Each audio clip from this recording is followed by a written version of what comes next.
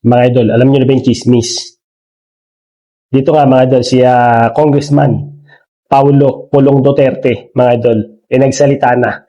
Talagang madiin yung kanyang sinabi, no? Regarding nga mga idol, sa pagbisita, no? Sa pagbisita ni Colonel Busita kamakailan dito sa Davao City. Dahil nga mga idol, sa hinaing ng mga rider regarding sa exhaust, mga idol, di ba? So basahin natin mga idol.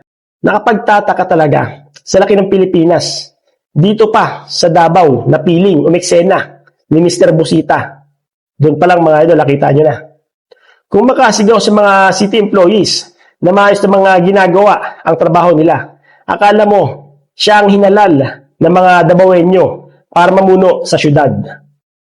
You were not elected here. Our people choose their leaders. Respect that. Di ba? For your information, may City Ordinance number 0334-12,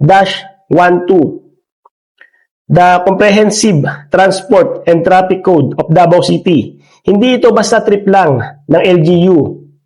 It exists to protect public order, especially against excessive loud, modified exhaust system na wala namang dulot kundi istorbo, ingay at alarma, lalo na sa gabi. Davao values discipline. Davao values peace and quiet. Hindi ito about pagpapasikat.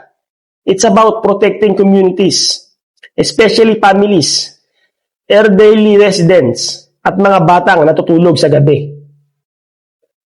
Kung gusto mong mag-advocate, gawin mo sa tamang paraan. Dialogue, not drama.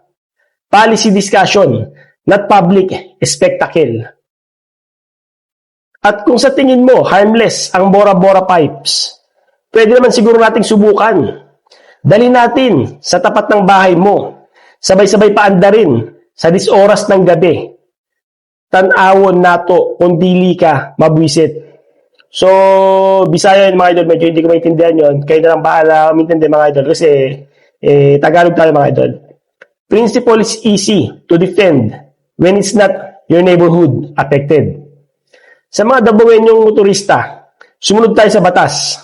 Kung may kailangan amyandahan ang ordinansa, may proseso. The local government is open to consultation. That's how governance works. Not through shouting matches, but through legislation and public dialogue. Criticism is welcome. Arrogance is not. Davao will always choose order over noise. Ayaw, sigaye, siyagit, diri, kay ikaw. So mga idol, kayo na ito, umintindi ng word na yan kasi siyempre mga idol, Tagalog na tayo, hindi tayo nakakita ng Bisaya. So ayoko namang banggitin yan tapos hindi ko mabasa ng maayos, di ba? So ayoko naman ng ganun mga idol. So kayo na bahala mga idol. Alright, so yun nga mga idol, lang sa atin lang is parang ano kasi yan. Ang issue dyan mga idol is binabangga no, yung local government sa national. Kasi mantakan nyo mga idol, may LTO, di ba? Kasi dito mga idol sa Davao City, pag aftermarket, ang pipe mo dyan o muffler, huli ka, di ba? So walang 99 decibels dyan, hindi ganon.